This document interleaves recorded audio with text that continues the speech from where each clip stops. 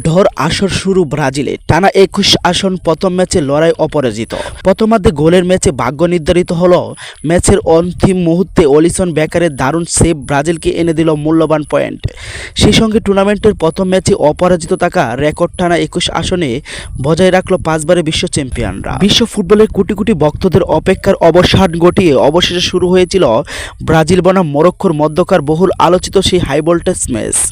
কাতার বিশ্বকাপের সেমিফাইনালে উঠে বিশ্বকাপকে চমকে দেওয়া মরক্কো এবং ৫ বারের বিশ্ব চ্যাম্পিয়ন ব্রাজিলের এই দূরত্বকে ঘিরে বিশ্বজুড়ে এখন টানটান উত্তেজনা।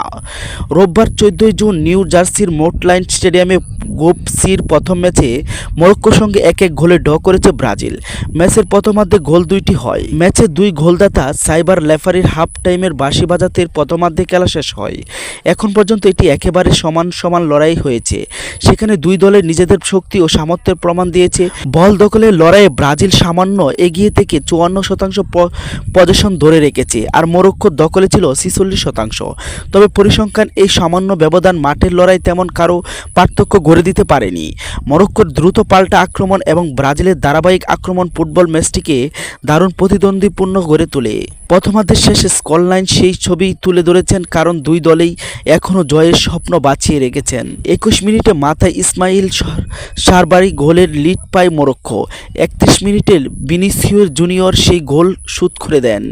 এ নিয়ে টানা ২১ আসন বিশ্বকাপে নিজেদের প্রথম ম্যাচে অপরাজিত থাকার রেকর্ড অটুট রাখল ব্রাজিল।